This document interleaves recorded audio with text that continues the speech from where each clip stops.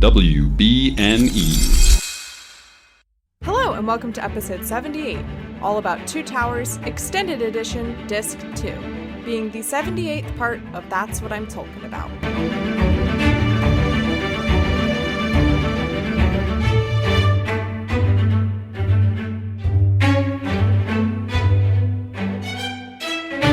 Hello, my name is Mary Clay. If that's too complicated for you, just call me MC. And today we are still covering Two Towers Extended Edition with Norman and Cassandra of Lord of the Rings Minute. This is part 2 of that conversation because, plot twist, I have a lot of feelings about Faramir, and there was also just, in general, a lot to discuss. So this is part 2. Go back and listen to part 1 that came out last week if you haven't already. And then another quick note before we get started with this episode. This is the last episode of 2020. Congratulations, we did it, y'all. Oh my god, congratulations. Of course, I'm recording this, 5 days before the actual end of 2020, so who knows what's going to happen between now and then. But anyway, last week I shared how you can start the new year off with Theoden saying, "So it begins." However, I also have another suggestion that's more appropriate for 2020, I believe. If you would like to ring in the new year and say goodbye to 2020 with "It's done.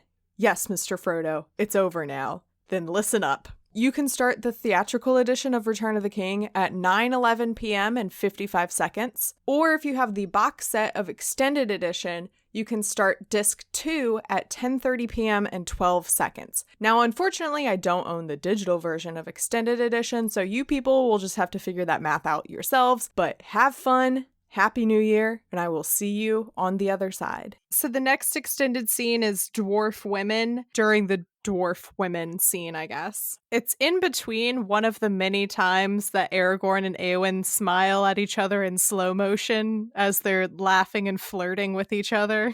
Theoden goes, "It's been such a long time since I've seen my niece smile. She's had a very sad upbringing because her dad died and then her mom died of grief, and then she had to sit there and watch me like wither away because I was stupid, and it's been very sad for her." This changes so much the glance that Aragorn gives Éowyn, because in the theatrical edition they're laughing about Gimli and it's slow motion, having a good time. And then he is like kind of reminded of Arwen. And then we go into the flashbacks and whatnot with Arwen. But here, when he looks at her, it comes off a lot more like a look of pity and like, oh, I feel so sorry for her. I'm going to be nice to her.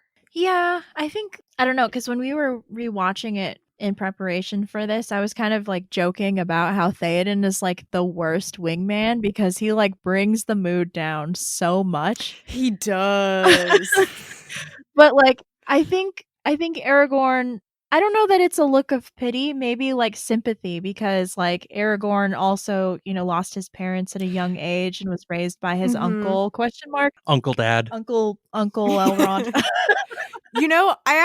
I did actually write that down too. I was like, or is this is he able to connect with her more since he also has this background of like, both of my parents died when I was young? I think it's both. Yeah. Mm-hmm. Oh, you're an orphan? I'm an orphan. You're an orphan. Of course, I'm an orphan. Nice. High five. And then we have, so actually, you know what? I think I take it back. Remember how I said the scene with Gandalf was the scene I hated the most? This next scene I think I hated the most. So this is an added scene, one of the Dunedain. It is so cringy. I can't I couldn't I watched it the one time, and then when I was watching it again to take notes, I had to like look away and like not watch it the full time. Is this her cooking? Yeah. So yeah. They're stopping for a break, and she comes over with some stew and is like, "Do you want something to eat?" And he's like, "Of course." So he takes it and he like takes a spoonful of something that looks disgusting. It looks like raw chicken still, like it hasn't been cooked at all. And he takes a bite and has this moment where he's like, "Oh no, this is terrible." But Aragorn is such a good man, and he swallows it and pretends to like it because he doesn't want to hurt her feelings. And she's so close to him. She's so happy. Like, The Oh my blocking of this God. scene, she is just like all up in his business. She stands so close to him. Oh my Like the shot that's God. like from his perspective, she looks a reasonable distance away. But the shot, like the camera shots from behind her, she is so close to him. There's a moment where she goes to turn around and Aragorn like throws the stew away, but she turns back, and so he has to like it like sloshes all over his hands, and he's like burning himself with the hot stew, trying to be like, it's great. And then poor Aragorn, because he eats it all while she's still standing. Right there. God, she stands there like watches him eat. Anyway, so Eowyn turns around and she's like, "Oh yeah, I just remembered my uncle says that you fought with my grandfather, but that can't be true because you must be nearly 60."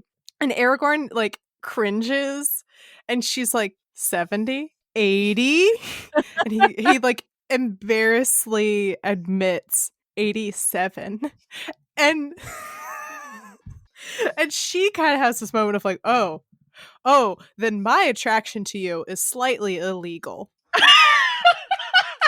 This is a little weird now. She's into Yeah. it. No, she I feel like she's just like, oh, so you're like old. You're an old man. Okay. Yeah. What's funny about that is that like she should have guessed higher to start with because Theoden is like 70. Theoden's 60 something? No, yeah, you're right, 70 something. I think because Theoden's like 70 and Denethor is like pushing 90. 90, yeah. Oh. I just hate it. I hate it. It's so cringy. And I also just don't. So yeah, so she says It like makes me laugh every time. It's one of the things that makes me laugh the most. it's just so much. So I'm terrible with secondhand embarrassment. It's why I can't watch The Office. So this was just so terrible for me of like her cooking is so bad, but Aragorn is trying to be so nice to her. Of course her cooking is terrible. She's a noble. She's never had to serve herself anything. She's never cooked in her life. Exactly. Oh my God. Who let her do this? Oh my God. They were like, you're a woman. And you can see that there's like other people in the background that are just like, no. Yeah, because Gimli's like, oh no, I couldn't. Yeah. He already found out from one of the other people here. I was going to say words gotten around and Aragorn just hadn't heard yet. And he didn't warn his bro. Come on. Oh, You know, God. Gimli warned Legolas, but not Aragorn, like on purpose. Aragorn, yeah. Oh, I don't think he warned either one of them. He wanted to see if Legolas would even try human food out here. That would be funny. Oh, I think he would have told Legolas the opposite. He would have been like, her stew's really good. You should try it. Oh, this is the best thing I've had since I left the Lonely Mountain. Oh my God. Anyway, yeah, so Eowyn is like, oh, then you must be one of the Dunedain. I thought your race had died out. And he's like, nope, it's just me now, I guess. Thanks for reminding me of that. Woo. Yeah, because we don't get any Dunedain Rangers showing up in these movies You're right. like they do in the book. Okay, yeah, so that scene ends, finally. Oh my God. Okay, and then now we go back to where we pick up in theatrical edition, where it goes from Theoden and Aragorn looking at each other, smiling and laughing, and then we get this impression that moment reminds Aragorn of Arwen, and then later that night he sits there and like dreams of her, and they have I still don't exactly understand the physics of what happens, and she just shows up in the dream, but it's fine. I don't know what elves can do. Does anyone? Well, I mean, at least Elrond and Galadriel are telepathic. Maybe Arwen is too. I know, yeah. It's whatever. And anyway, yeah, so we get this impression in the theatrical edition that Aragorn is like, oh, right, yeah, I kind of have a girlfriend. Even though she's going to the Undying Lands, I have a girlfriend. And so he remembers her. So to me, it seems a lot more disconnected here. So I see why they cut all of this stuff with Eowyn, because it flows a lot better in the theatrical edition, at least for me, as opposed to them like having this terrible stew. And then like several minutes later, Aragorn is dreaming of Arwen. He's like, at least Arwen can cook. Who can blame? It's like, I'm dreaming of literally anything that tasted better than whatever she did. And then actually the part of the scene that is extended is later on in the scene where Elrond and Aragorn are having a conversation, and Elrond is like, "She stays for you," and we see Aragorn storm off, which I will always take Aragorn storming off, and Arwen sees him and is like, "Oh, are you trying to slip away?" And he's like, "I'm not coming back." And she's like, "What do you mean? You're very skilled on the field. You're not going to die." And he's like, "That's not what I mean." And then their conversation starts with what we see in the theatrical edition of Aragorn being like, "You have to go to the Undying Lands. I'm not going to ask you to stay. You belong with your people." And Arwen is like, "Okay, I'll go, I guess, but you're going to keep my necklace anyway." Mm-hmm. Right? He tries to ghost her. Yeah. He should have just, can you imagine though, if he just leaves, doesn't say anything, and just never returned to Rivendell again? You know, if they kept the whole Arwen shows up at Helm's Deep instead of Haldir thing, Oh my god. I think this scene between the two of them in the form it exists in the extended would have stayed as is. Yeah. That's a good point. Mm-hmm. Yeah. That's awesome. I do like this scene. It doesn't, like, in terms of like content, it doesn't really add that much to the story, but I do like it because it flows a lot better. Because in the theatrical edition, we see Elrond and Aragorn talking, and then it's a very abrupt cut to Arwen being like, "No, you don't know what you're talking about," and it's very sharp. So this does flow a lot better. Time-wise, I don't even actually think that this scene with Aragorn and Arwen happens immediately after the Elrond thing. I think it happens very early the next morning. Yeah. I think there's time in between. Yeah. I thought it was that he and Elrond are talking, and then he storms off, and as he's walking away, Arwen finds him. I've always taken it as the next morning when the rest of the Fellowship is already ready to go, or like getting ready to go, and Aragorn's just trying to get to everybody else before he runs into Arwen. Because she does say like, "Oh, you're trying to slip off without me noticing." Yeah. Yeah, I can see that. Also, I think this scene makes Aragorn look like a slightly person. Yeah.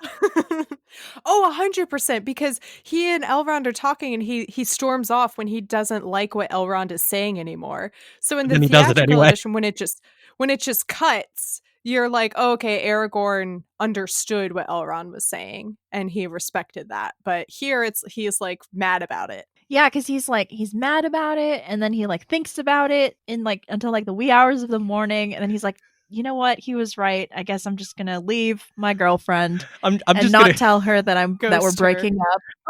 Right, I'm just gonna ghost her and let Elrond deal with that. It would have been, man, I do really wish now that like they had kept this part. He ghosts her, and then she shows up at Helm's Deep, and she's like, "I bet you thought you'd seen the last of me." Right? Surprise, bitch. But alas, that's not what happens. So our next extended scene is at Helm's Deep when everyone arrives. The like regular people of Rohan, the soldiers haven't shown up yet after the battle. And it's literally a 5-second moment of them being like, "Hey, Eowyn, where should we put these potatoes?" And she's like, "Put them in the caves." And that's what was cut. Just really? A mention of the caves before they matter to the plot, I guess. You couldn't have kept in 5 seconds of a woman being in a leadership position? Right? Like doing what she's supposed to be doing. Oh my god. It just made me laugh. I was like, it was literally 5 seconds. I think you could have kept that in. Like, did it add a lot to the story? No, but like it at least shows Eowyn doing something. Whatever. Fine. So our next scene that's extended is Window on the West. Okay, so what happens is what's his name? Faramir tells, I swear I'm not normally this bad with the names. I don't know why I am tonight, but I am. Faramir tells Frodo and Sam Boromir died, and Frodo's like, what happened? And Faramir, oh my god, Faramir is like, I wish you, like, I thought you would know because you're apparently his friend. And Frodo is like, no, we have no idea. You should tell us what happened. And Faramir says what we were talking earlier, that the Horn of Gondor showed up broken 6 days ago. And we have this flashback scene. It's very like haunting and eerie. And it almost looks like it was something, because I think this is also how it's implied in the book, is that the boat with Boromir's body washes up and they're all so like shocked by it that they get this impression almost that it's a ghost or they're all dreaming or hallucinating. And it's kind of like that in this moment, in this scene too. I take it in the movie as Faramir remembering a dream. Before finding the Yeah. horn? Or Yeah, either before finding the horn or a dream he started having after he found the horn. Yeah. It's been 6 days. I mean, like, nightmare of finding your brother's corpse might be pretty fresh. yeah, Yeah. that's true. That trauma's pretty in there by now. Yeah. So he explains so we have this very eerie scene. It's very like foggy, very ghost-like of Sean Bean. He's back in a boat and he's dead. I think that's actually the Silicon double and not Sean Bean for that filming of that, if I recall correctly. Yeah, I think that makes sense. Yeah. I was wondering, like, do they just be like, "Hey, Scene Bean, can you come over? We got to film you as a dead body." Real Sean quick." Bond. Those are my favorite pronunciations of his name. You can either say it Scene Bean or Sean Bond. Right? These words are spelt the same. Why don't they sound the same? No. I know. Oh my god. Faramir says what happened. He says his horn washed up and he was dead. And then he does this dramatic reveal and says he was my brother. And we get a close up of those sad, as I'm going to say several times throughout the next couple minutes, those sad Faramir eyes. And he like chokes up as he says he was my brother. And it's just a punch in the gut. Mm-hmm. It sure is. I think it does a really good job because, like, for most of Fellowship, like, the audience has been, like, conditioned to, like, not like Boromir as much because he's, like, mean to Frodo and stuff. And then when he, like, sacrifices himself for Merry and Pippin, like, you're like, okay, well, that's cool. Like, he redeemed himself. But then, like, adding the fact that, like, I don't know, like, including his family, like, It makes humanizes him. Yeah. It strengthens that, I think, connection to Boromir throughout the rest of these movies because, like, you know, in the Return of the King, you're dealing with his dad and like all the repercussions of Boromir dying there too. So I think it like his presence is still felt in the movies, which I like a lot. Yeah. We get this scene that I just screamed like the whole time, and I just like it pains me, like in a good way. So okay, so this scene, it's called The Sons of the Steward. It's a brand new scene, not in the theatrical edition at all. Again, I understand why it was cut because it's a very long scene and it doesn't have much to do with the main plot. Whew. Okay, so yes, so we have this flashback to Osgiliath, and before everyone went to Rivendell for the council and before they set off on this quest, and they have just taken Osgiliath back. Boromir is like, "This city is ours again," and everyone's like, "Boromir, Boromir, Boromir." And it's also such a dude bro moment because later on they're like, "Ale's all around," and the guys around him are like, "Yeah!" Break out the ale! These men are thirsty!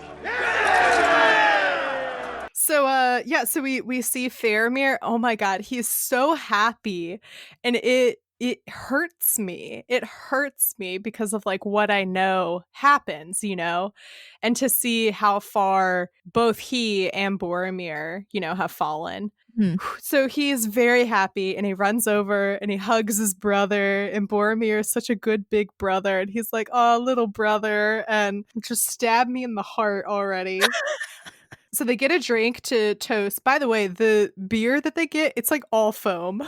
Yeah. And so they're toasting and cheersing and they're happy. And then Faramir notices Denethor is here. Both of their expressions are like, "Ah, great." It's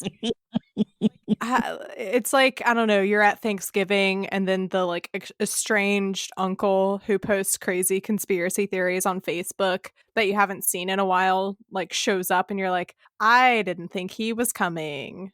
Great.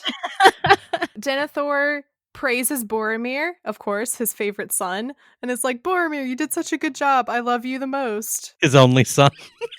Yeah.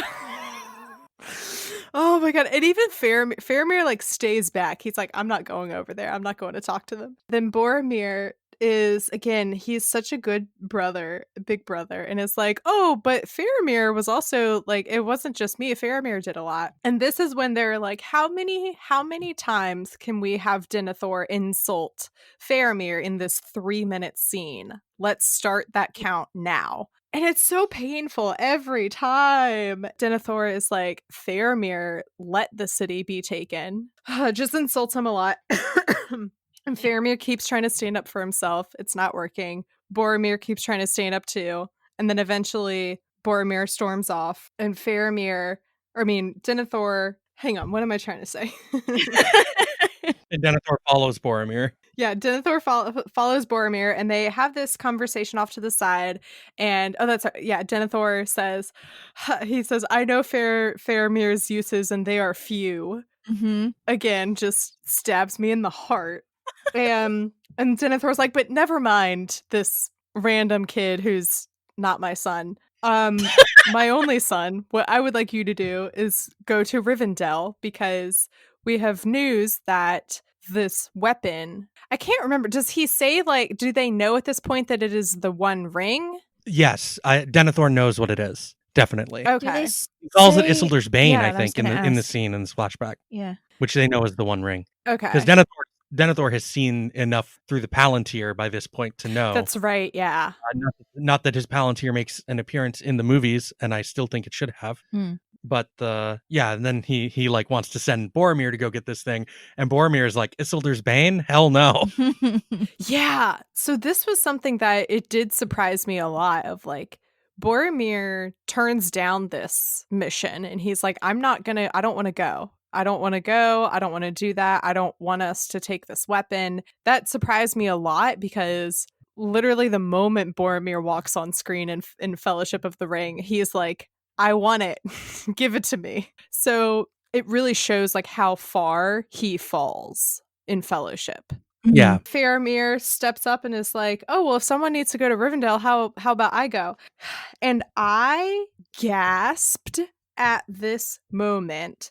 Denethor says, a chance for Faramir, captain of Gondor, to show his quality. And I gasped so loud, because I had, having seen the theatrical edition first, this is something that Faramir says. And of course, like, watching the movie is, I have the context from the books that, like, oh, he's only doing this for his dad, whatever. But the fact that, like, this is literally what Denethor says in a, like, mocking tone to him, and then Faramir says it word for word later on, is so good. I don't want to say good because it hurts me. Good. It's so good. This one scene does so much for movie Faramir's portrayal. Yeah. This one thing. It really does change a lot. Yeah. And so Denethor is like, no, Boromir's gonna go because he is my firstborn son and he will not fail me, unlike other people. Boromir is perfect. The Faramir sad eyes. Did you know that this scene was coming? Or did it like blindside you? I knew that there was a scene with Faramir and Boromir somewhere in Two Towers, because I think I had seen like behind the scenes stuff or things that mentioned that, oh, there's Boromir is in Two Towers at some point. So I knew that there was a flashback scene of sorts. I will say, when you watch the theatrical edition, it's very obvious where Faramir is having a flashback, because when it happens in theatrical, before I watched extended, I was like, oh, that's obviously where they're going to put the scene with Boromir and Faramir. It's obviously goes right here. So yeah. There's another place in the movie where a flashback was originally too in the theatrical version of Two Towers, and they moved it into Return of the King. The prologue scene of Return of the King was originally going to be a flashback when Frodo uses the name Smeagol for the first time. It was originally planned to be a flashback there. Oh, you know what? That makes sense. Yeah, that makes a lot of sense. But it just slows the whole thing, everything down if you put a flashback I get there. that. Yeah. So anyway, so Boromir goes off and he and Faramir look at each other very sad, and Boromir's like, remember this day, brother. He rides off, and that was the last time, we obviously know that that's the last time Faramir is ever going to see Boromir. Mm-hmm. And it hurts me, it hurts me good. What did I write? So here's the thing. A lot of people are like, oh, the movies redeem Boromir. Boromir is so much better in the movies, especially this one scene in Two Towers. And the scene doesn't do much for me in the way of Boromir. It just all it does is make me sadder for Faramir. Because, like, not only is his dad terrible to him, but the one, like, good thing in his life is gone. And it's not even like, oh, his brother died. Boromir was such a good brother to him. Mm. And that just makes it all the much worse that, like, we see this relationship between them and then we know what's lost. Right, and just think about how much worse Denethor is to Faramir without Boromir around, even before he knows that Boromir has died. God. Like, it recontextualizes so much, like, between the theatrical and then the extended, of why Faramir is acting this way across this movie, because he's grief-stricken, having just learned that Boromir is dead. He's probably been even more emotionally abused the last year than normal because Boromir's gone. That's so sad. So, like, Faramir is just at the very end of, like, all of his ropes, and then the influence of the ring is here. Right. To, like, pull on all that grief and despair and loathing that's, like, building for himself. Yeah.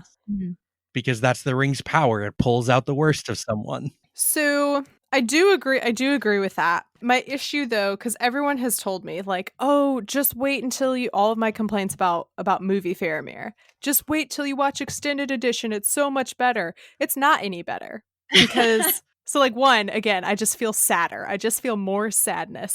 The thing is that, so, like, yes, this provides an explanation for why he acts the way he acts. What it doesn't do is excuse Peter Jackson's choices to change it from the book.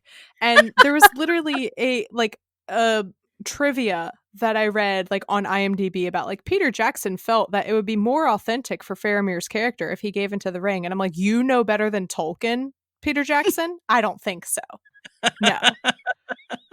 So it ultimately comes down to, I just can't, I don't think that Faramir's daddy issues excuses his actions for taking the ring, because I know who he is at his heart, that in that scene before all of this, when he's first introduced and he's talking about the soldier and his life and, like, the ethics of war and everything, we see, like, who he is this moment. And it just hurts me and pains me and frustrates me that he went after the ring anyway.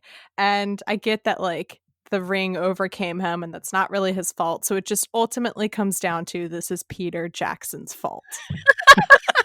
Well, if you think about, like, the way that this movie is structured, because they took Shelob out and put her in Return of the King.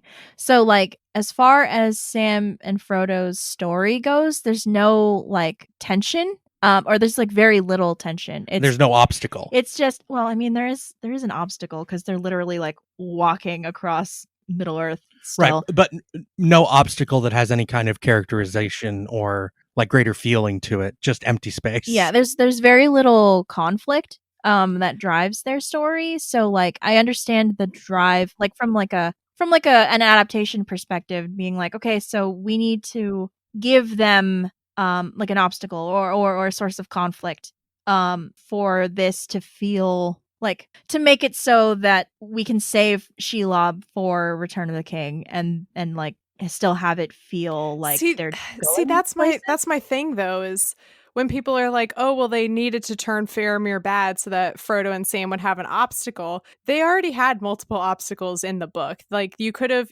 heightened the tensions between Gollum and Frodo and Sam, and show more of Gollum driving the wedge in between Frodo and Sam, and keep Shelob's lair. That's the problem, is that because they were so hell-bent on making Helm's Deep this big ass battle that's the climax of the movie, which, yes, it's cool. I know it's a good movie, but, like, in terms of the structure of like what I know it was. Mhm. I wish that they had kept Shelob's lair and everything in Two Towers, because I think that could have been their obstacle. Mhm. See, like, I think even if you do that, even if Faramir is just kind of this pause in their arc, if you pull Shelob into this movie, you're going to add, even reducing Faramir's role, like 40 minutes to this movie to establish Shelob. Okay. So here's the thing though. If you do Shelob in Two Towers movie, that means you can get rid of the unnecessary drama with Aragorn dying. But just kidding, he's not actually dead, because that doesn't happen at all in the book. Right. At all. We do Right. not have this and we don't need. Oh, I know why that happened too, the Aragorn dying thing, because they talk about it. They talk about it in the commentary. My theory is that they needed to give Arwen something to do in this movie after they decided she's not going to be at Helm's Deep. So that's actually like not the reason they give in the commentaries. They talk about the reason that Aragorn goes over that cliff and they have this moment where he nearly dies and separates him from the Fellowship, is because they needed someone from the main cast that we care about to see the threat coming for Helm's Deep, so that the tension builds properly for an oncoming battle, so that there's like some warning of what's coming, both for the people in the movie and in the audience, like, so that it works for like a movie structure and how tension is built in film. I still think there could have been better ways. Have Legolas use his elf eyes. But it's so much more dramatic, and you don't get that moment of him storming into the throne room in Helm's Deep. That's true. There's no like dramatic. I know, that's it's so my issue with that whole plot line is that I have like a whole list of cons of like why we don't need this, but the one pro is that it all leads up to him pushing the doors open in Helm's Deep, and that is a big enough reason to keep the story. So like, 'cause the thing about adapting to I'll a allow movie it. is that they have to cut so many of these like ancillary characters that deliver to us in the book things that move the plot along, but they now have to give that stuff to main characters, and they need to make it flow properly in film, Right. in order to keep these narrative beats. And that's how you wind up with the way that the Arwen storyline got kind of splintered off and like added to the movie, so that Aragorn has more of a through line, because we're actually in his head some of the time, kind of. So like, and he's a main character, so he needs to have more of a through line across the three movies. They needed to separate someone, and they thought like, well, why isn't it Aragorn should be the one to like see this, because he's the one that ultimately convinces Theoden, and he's the one who sees the threat for what it really is. Like, that makes sense. That tracks from like a movie theming perspective. Mhm. And then they're just like, well, how do we separate Aragorn? Push him off a cliff. I know. It all And then poor Hama dies in that same battle, and it's terrible because Hama and gambling for life. Like, oh my god. Okay, I from like a movie perspective, I understand all of these things have a reason for why they did the plot lines the way they did. I still don't it's not my preferred version of Two Towers. My preferred version of Two Towers has Faramir being the good little cinnamon roll boy that he is in the books. So, what up? It's Mary Cliff from the future. As I was editing this, I needed to add one more thing about movie Faramir versus book Faramir that I truthfully can't remember if I've shared on the podcast, if I've tweeted about it, if I made a TikTok about it. It's all just blurring together at this point. So I just needed to say it here, just in case. So again, this Sons of the Steward scene, while it's nice because it adds more backstory for Faramir and Boromir, I don't think I can accept this as an explanation for Faramir's actions, because book Faramir has the same daddy issues and the same grief that movie Faramir has, and he's still capable of turning away from the ring. He doesn't for a moment want to use the ring because, and this is another mistake I think that the movie makes, he learns early on from Frodo and Sam the truth about Boromir's death, and that's what turns him off from the ring. So I know that the character of Faramir is capable of turning Frodo and the ring away from him because book Faramir does it, and Peter Jackson just needed to stretch this plot line out so that Helm's Deep could be the climax of the movie. And that's, again, we only have Peter Jackson to blame. Okay, I've said my piece, back to the pod. I'm okay with Faramir being this a little more tortured, a little more broody, but they don't commit to it enough, I think. Like, yeah, it's very muddled. So like, I don't know that they had enough time to kind of work on what they wanted Faramir to be, because I feel like there's like whiplash between this movie and that's then what I was going to say, yeah. in Return of the King when we see him again. But yeah, some of it feels more like they wrote the Faramir for this movie to match the tone of this movie, rather than like a total Actually character arc thinking into about Return of the his- King. Yeah. Mhm. Which is also slightly true of Éowyn, Yeah. but not to the same degree it's true of Faramir. Mhm. Yeah. And like you even get some of that whiplash within Two Towers because Yeah. he's very nice to them at the end, which there's a scene with him, so we'll talk about that there. So our next scene is the Forbidden Pool extended. It's literally just like 10 seconds of Faramir's dudes beating up on Gollum. Yeah. Why did they that's need it. to add that in? I hate that. You literally only need like 2 punches to communicate what happened. Yeah. And To show that comes like back they hurt and then he him. turns around to ask a question. Mm-hmm. And then he gets scared by Gollum's schizophrenia. He's like, what?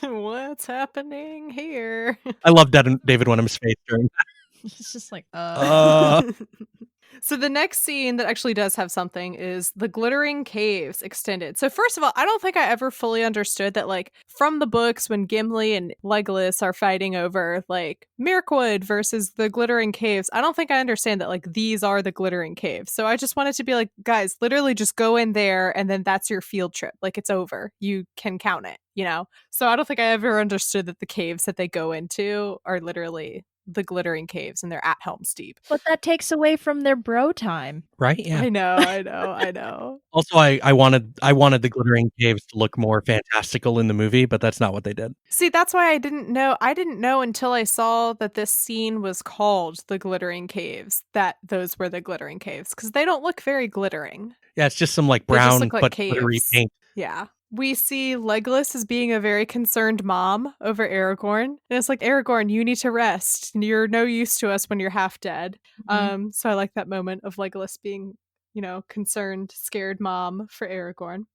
And Éowyn comes over to Aragorn and is like, I've been ordered to go into the caves. You have to do something. I want to fight. And he's like, he's kind of condescending. I hate it. I don't know if it was meant to come off as condescending, but he's like, that's a very honorable position. And she's like, tending to the children and women? No, that's not. What do you mean? Stand up for me. You're my boyfriend. Stand up for me.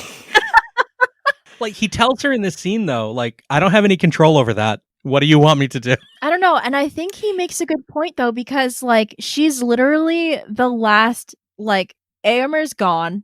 Theoden's, like, gearing up to die. So, like, Éowyn is, like, the only leader right now. So, like, she needs to be down there. Yeah, that is one of the points he makes, that they'll be looking to her if something bad happens. So she needs to be there, but she's still not happy about it. Mm-hmm. And this is another one of my like cringe moments with Éowyn. Yep. Sure is. So Aragorn's like, I can't do anything. I'm like, I don't command anyone. And she's like, what do you mean? Like, people will listen to you because they care about you and because they love you. And then there's this long pause where Éowyn's like, oh my God, I just told a guy that I met yesterday that I love him. Right? God. And she has like this really intense look in her face when she says very intense. And then she's like, never mind, bye, and then runs off. God. It's my least favorite Éowyn scene. It's the worst. It's the worst good. Éowyn scene. It's not good.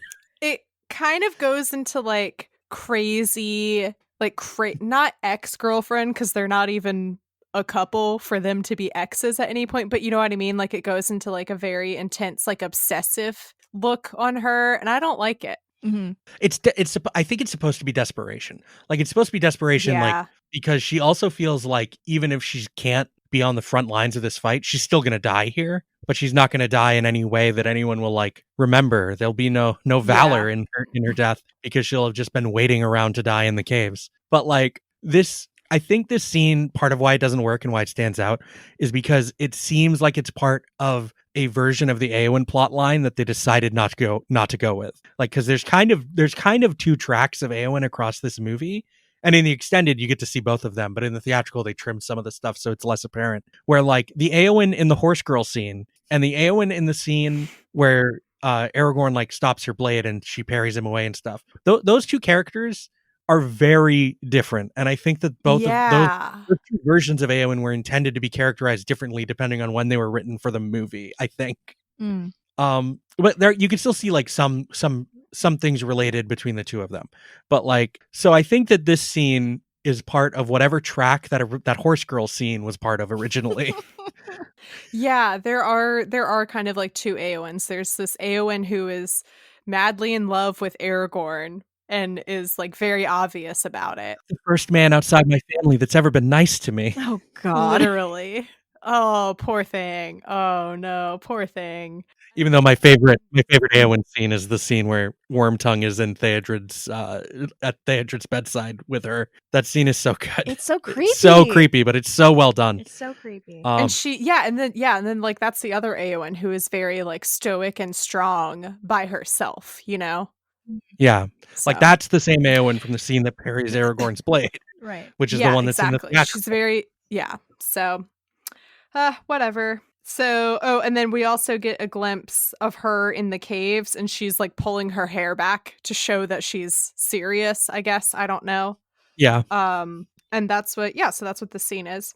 Our next scene is a new scene, again, an added scene with the Ents, and it's titled in quotes, "Don't be hasty, Master Meriadoc." But Treebeard, he just says, "Don't be hasty." He says, "Don't be hasty, Master Meriadoc" in a different scene. So I'm like, why would you title this scene with a quote that he doesn't even say here?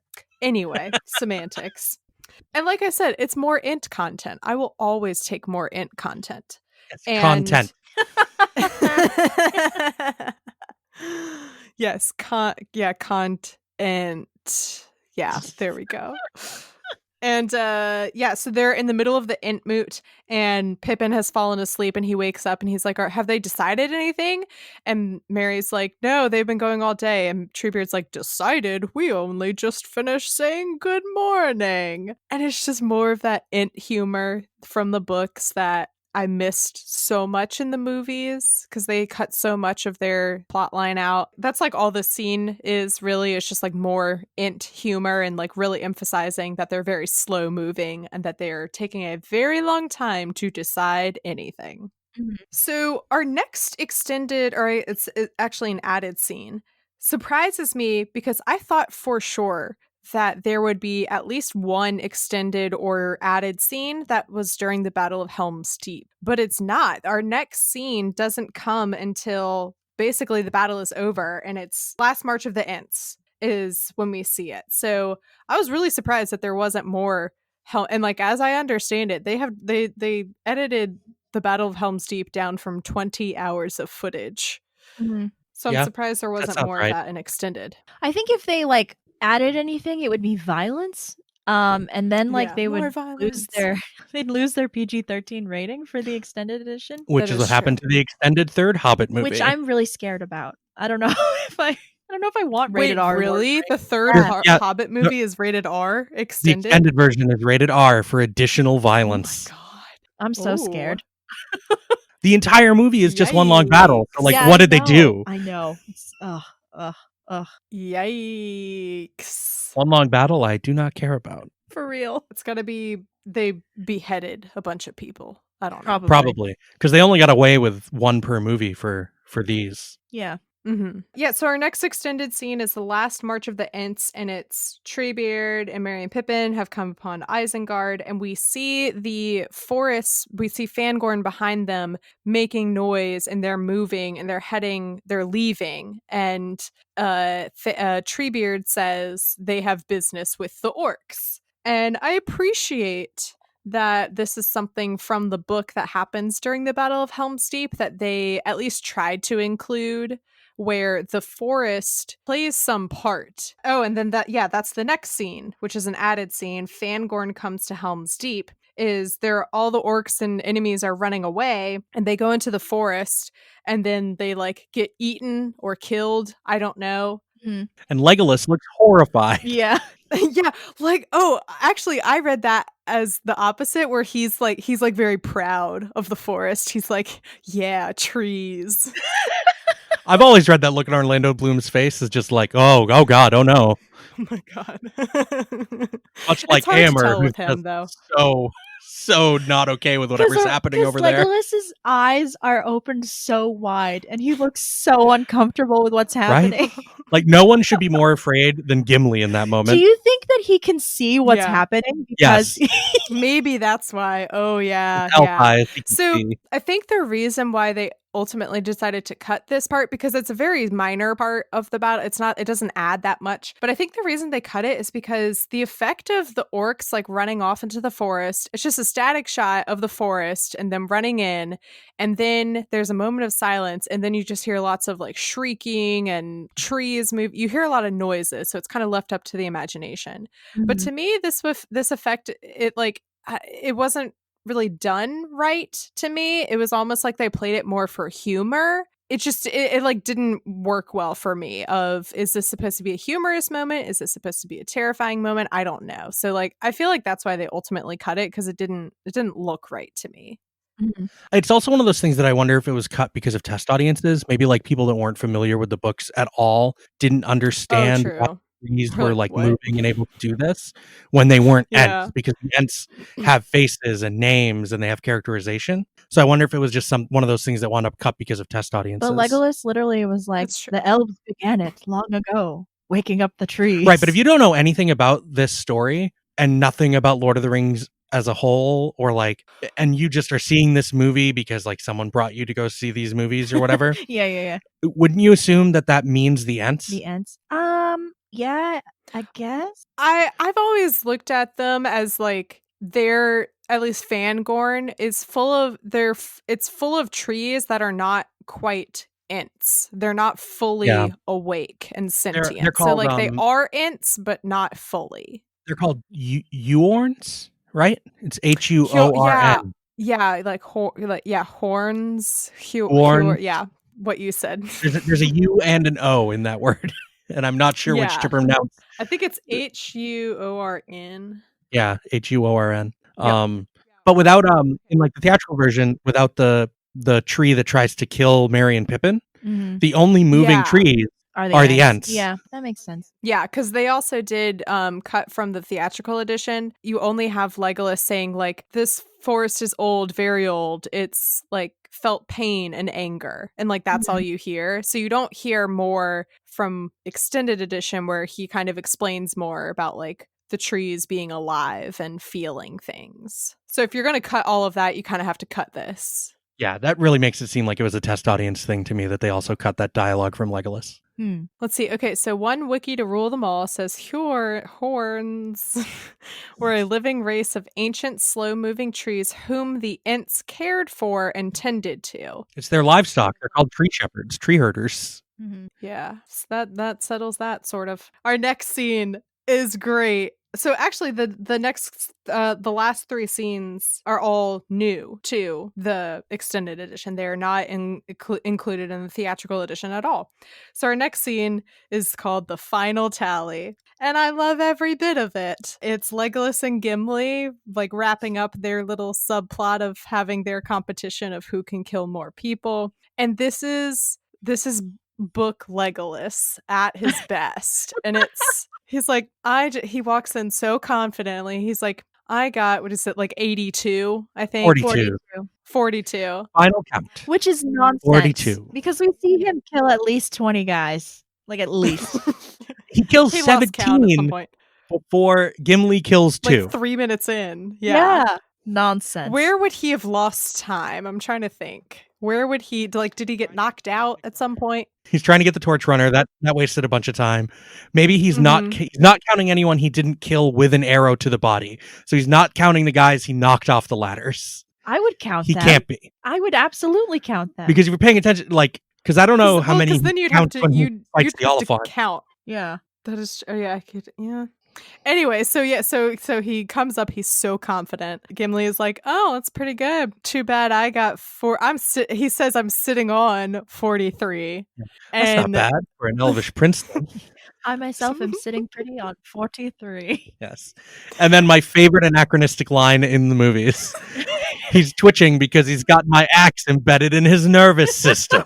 So the body he's sitting on, Legolas sees it move and Legolas shoots it and then says, 43. And Gimli says, this one was mine. And Legolas says, he was twitching because he's got my axe lodged in his nervous system. It's so good. I am very excited for you to watch Extended Return of the King just for the Legolas and Gimli shenanigans. Like, there isn't a whole lot, but like one of my favorite scenes with them is in Return of the King. Oh, that makes me happy. That makes me so happy. Because this was just such a fun scene. Mm-hmm. I get so everything that they ended up not including, which is everything that we'll be talking about till the end of this episode. I get why they did it, because when you include all of this, you really drag out the story after the climax, and you're kind of waiting for things to be wrapped up, but it's like, oh no, we're still going. Oh no, we're still going. Okay, maybe not. Nope, still going. Okay, That's so kind I of get why like- they cut all of this. It's true to the experience of reading the books for the first time, though. Oh yeah. Oh, for sure. For sure. Right? And mostly these can be, I would just say that these are all of these scenes are more for like the character moments as opposed to like what they do for the plot. That's always what gets cut out of movies. So this next scene, I don't know if this next scene is my favorite or not. It's Flotsam and Jetsam, and it is Merry and Pippin at Isengard. Another chapter title. Yes, another chapter title, which, fun fact, it wasn't until I read that chapter that I learned Flotsam and Jetsam are real words and not just the names of the eels and yeah, not the eels from Little Mermaid. Oh my god. Yeah, so this scene, it's so silly and it's so unnecessary, but I still love it so much. Merry and Pippin are looking on at Saruman and they're like, oh, he doesn't look very happy at all. Merry is like measuring himself up against Pippin and it's like, oh good, I'm taller than him again, back to normal. Mm-hmm. And we have this moment where Pippin goes, no, everything's not back to normal. And you have a moment of like, oh my god, is Pippin like doing like very deep existential reflection about how like nothing is ever going to be the same again? No. Then he says, I'm starving. And so they follow this trail of food floating in the water until they find Saruman's storeroom. They find that dank stash. And it's so perfectly shot. So the way that like you show them walking into the room and then it zooms out and the music swells and it's very triumphant and you just feel the joy in these hobbits. And the room is packed with food and they're so happy. And then we zoom in on 2 barrels of hobbit weed. What's it called? Something long leaf. Old Toby. It's long bottom leaf, not Old Toby. Long bottom leaf. That's it. Yeah. Different scene where Mary says. It's a different scene where Mary's like, I could go for a whiff of Old Toby. Yeah. Yeah, long bottom leaf. They take it and they're like, oh, this is great. 1 barrel for you, 1 for me. And Pippin is very sweet. And he's like, should we share with Treebeard? And Mary, Mary is like, I don't think he'll like that. Because, I mean, this is basically like his dead leaves. I don't think Treebeard will like that. He'll be really uncomfortable with that. He wouldn't understand. And so they're like, okay. Pippin's like, oh, I understand. Don't be hasty. Yeah. And then they just like start cackling maniacally. We zoom out and we see Treebeard walking over and like finding them. And he's like peeking into the room like, what are they doing? While smoke is starting to come out of the room. Mm-hmm. Oh my god. Also the like callback kind of to Fellowship before they start following the apples. Because the apple like Pippin finds the apple and he just kind of looks up. It's like, what? Because he's gonna get hit in the head with another apple. Right. But he's like checking for a tree or something. I think that was intended to be a callback to Fellowship. Yeah. Oh, that's fun. Yeah. Oh my god. Anyway, I love that scene. Oh my god. It's so dumb, but it just makes me laugh so much. It's so good. I love seeing the hobbits be hobbits. Also, it also perfectly sets up for one of my favorite scenes in like the whole series, which is the beginning of Return of the King, when they show up to Isengard and Merry and Pippin are just high out of their mind. Yeah. And Gimli's like, are you kidding me? We've been worried about you this whole time and you're sitting here eating. Whew. Okay, all right, we got one more scene and then we are done. So this last scene is called Farewell to Faramir. Suddenly, like we were talking about earlier with getting like whiplash from Faramir, because he is very nice to them now and he's helping them to escape. I did kind of wonder watching theatrical edition when they're like, Osgiliath is being attacked and then for some reason, Frodo, with the one ring, is just able to slip away unnoticed. Okay. So they do show Faramir is like, oh, take these storm drains. They'll lead you out into the forest. Sam says, you have shown your quality, the highest quality. And the look on Faramir's face, I was screaming because in that moment he was like, the approval coming from this hobbit that I barely know feels better than approval from my father almost. Yep. Well, the Shire must be a wonderful place where gardeners are held in high regard. Oh. So, okay, question. Do we think that was Faramir like just being nice, or do we think Faramir actually thinks gardeners are held in a high regard in the Shire? I don't know. I have no idea. Because they don't know anything about hobbits, so. Right. Like that line is delivered pretty genuinely. I don't know. them both. It's so wholesome. Right, and then Faramir grabs Gollum by the throat.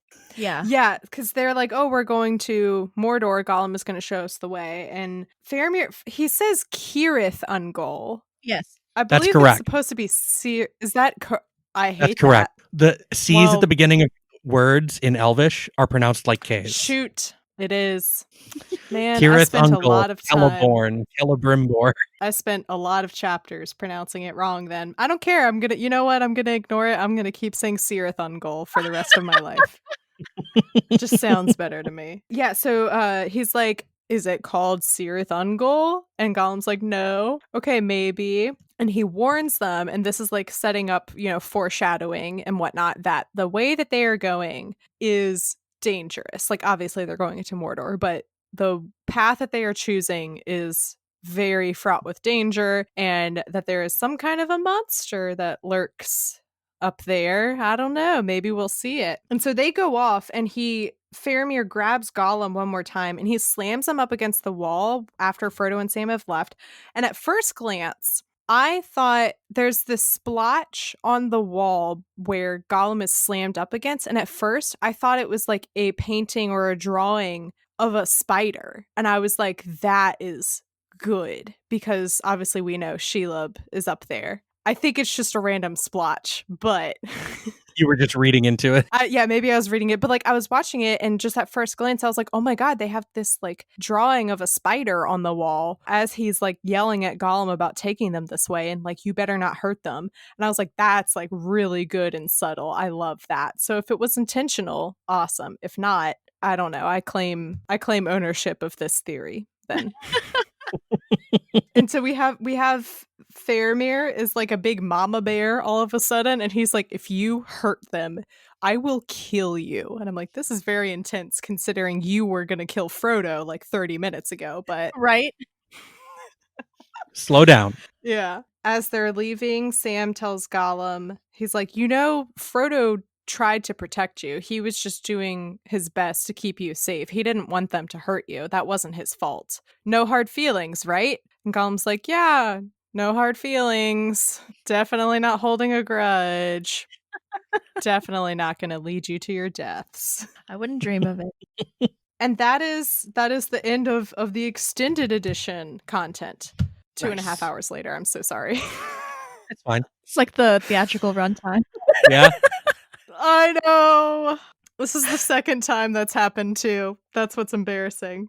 No worries. This isn't the first time I've recorded an episode this long. Okay, so yeah, do you guys have is there anything you wanted to add or say about the extended edition? I don't know. I think, like I said earlier, I think the Two Towers benefits the most from all the additional content, minus the Eowyn scene. And minus the Gandalf scene. Minus that Gandalf scene. Minus let's a couple scenes. But yeah, I don't know. This one's my least favorite, but it's fun. It has cool moments and stuff. So, and it's not like it's not like it sucks. It's just like, of the three that are all very high quality, this one's like, not the one that I go to. Whereas, like for me, Return of the King is my least favorite one, and this is my favorite one, and Fellowship's in the middle. Yeah. because I love the vibe of this movie, because it's we talked about this forever when we were doing the movies by minute stuff with it, that this movie is pretty much a war movie, or it's trying to be, and for the most part I think it works. Like, its tone is very different. They do a lot less stuff that's like overly fantastical. Like, they don't do anything beyond the Ents. Like, the Ents are the most fantastic thing in this movie, but they couldn't not do them, so they kind of had their hands tied there. Like, if the Ents were like just a race of people that lived in the woods, like, Peter Jackson probably would have been happier to have a war movie and just like still have them, because that seems like what he really wanted to do. But he had to have like tree people, because they pretty much just cut anything or reduced the feeling of anything that was more fantastical in this movie. Yeah. Like, the glittering caves are like pretty mundane. They cut the moving trees, like, aside from the Ents. There's no magic in this movie other than removing the possession of Theoden, which is like very understated. Saruman made a bomb. That's not magic. Magical to me. That's science. Just science. Yeah, no, I'm kidding. But how could fire undo stone? Yeah, I just love the tone and the vibe of this movie. And I was a movie Faramir hater when I was in high school, and I saw these movies for the first time. I very much was. And over time, I just came around on them more and more. It's easy to not like movie Faramir, because movie Faramir is a jerk. He's such a dick. And it feels like with the conclusion, even the extended, it feels like there's like one more scene missing in his character arc for me overall. Like, I think with the extended stuff, it works for the most part, but it feels like there's just one scene missing where where he actually is told how they plan to destroy the ring. Like them telling him? Or like under threat of duress. Like, Frodo is like still under duress and actually like tells Faramir what they actually intend to do, because why would he let them go with no protection? Like, why would he, like, even him letting him go this way and like being nice is like, it's all well and good, like, it works in the frame of reference here, but having a better understanding of the fact that they actually are going to destroy the ring and like how they intend to do it, I think makes some of that arc make more sense to me. Well, I mean, because you have Sam like angrily telling him, right? Yeah. We needed Sam, which that frustrates me to no end too, because we have this scene before they go to Osgiliath where Sam is yelling at him and is like, "Stop being mean to Frodo. Can't you see what the ring is doing to him?" That would have been a great chance, Sam, for you to say, like, "Don't you get it? This drove your brother mad and that's why he's dead." But it's only, for the convenience of plot that Sam doesn't say it then, because that's really what like starts Faramir thinking that like maybe this isn't a good idea. And then of course when he sees the Nazgul come after the ring too is like the final push over the edge. But we did need like one more line from Sam in that moment to be like, "Don't you get it? This is why your brother went mad. That's why we're trying to destroy it." Because he says that later on. Right. I think it needed to happen a little earlier and like have a little more chance to stew, and even just like a little bit of seeing Faramir like reflect on that for it to feel like that moment at the end when he hears the monologue to be less of a 180. Yeah. Because the monologue is really good and it certainly stirs my heart. But like the way that Faramir is depicted across this movie, it seems like it's like one step too far. It's not even that it's like really too far. It's just happens really fast at the end of the movie. Okay, so I know that I agree with you, but let me just turn the feels up. Do you think that the rousing monologue that Sam gives at the end of this movie reminds him of Boromir's speech in Osgiliath? Yeah, okay. And that's why he's like, okay, well, I think I'm about to hurt Mary Clay with what I'm about to say. So I feel like you're about to hurt me too. Well, we've talked about this before. So, like, I think part of the reason that you and I think the part of the reason that Boromir is so protective of Merry and Pippin, especially in the extended version of the movie, is because he sees in Merry and Pippin the relationship that he has with Faramir. Yeah. And I think Faramir has that same response to Sam and Frodo. Oh my God. Because Sam is like perennially positive. He has hope. He stands up for himself. He's clearly brave and steadfast and will do what he has to do to protect Frodo. Mm-hmm. And in Sam, Faramir sees Boromir. And in Frodo's fragile, abused state, he sees himself. Yeah. Yeah. Mm-hmm. Yeah, I got vibes when the scene in Fellowship when Boromir is teaching the hobbits how to sword fight, and then he like accidentally nicks Pippin or whatever, and it's like, oh my god, I'm so sorry. It's this moment that like if anyone who grew up with siblings will recognize of like, oh my god, I'm so sorry I hurt you. Don't tell mom. I'm so sorry. Right? Here, you can hit me too. Hit me back. Like you don't have to tell mom. It's okay. It seems very big brother there. So yeah, that's totally makes sense. Yeah. Because if you're really paying attention to Fellowship, Boromir is always the one that's with Merry and Pippin. Right. It's not just in that extended scene. He's always with them. Right. He's the one that grabs them when they jump over in Moria. the random gap in Moria, and then he's the one after Moria when they're crying and Aragorn's like, we have to go. Boromir's like, give them a moment. Good Lord. I wish you would have said that in that flashback with Faramir when Denethor shows up. I wish that Boromir had said, give us a moment for pity's sake. Just I wish. Just a callback. Yeah. Or a call. At that point, it would have been a call forward. Yeah. Because that would have happened before. Yeah, whatever. We'll let you end your episode. Yeah, sorry. Like you read the flashback again, and like you mentioned the give us a moment for pity's sake. And it's just like every time when I think of that scene, I always wish that Boromir said that.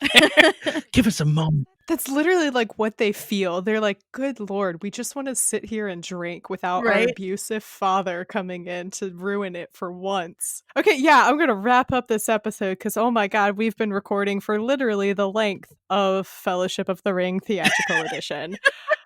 Norman and Cassandra, thank you so much for coming on. It was so great to get to talk with you guys. Where can people find you on the internet? You can find us and a bunch of other cool podcasts on duelinggenre.com.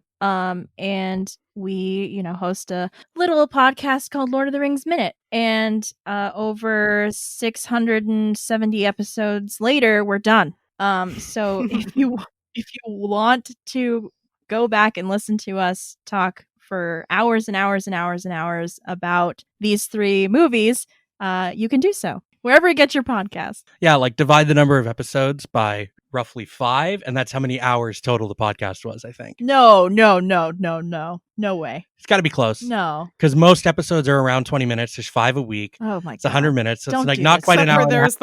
There was like 2 or 3 when I was on with y'all that were more like than 30 minutes. Yeah. There was one that was almost an hour. Yeah, there's a couple of those sprinkled across. Like our longest episode is over an hour. It's over an hour, yeah. Oh my God. I'm glad that it wasn't me that was the one over an hour, because obviously, as you can see by the runtime of this one, That's What I'm Talking About is a proud member of WB&E. You can learn more about the network by going to WB&E.org, where you will find all of our shows like Bacon and Eggs.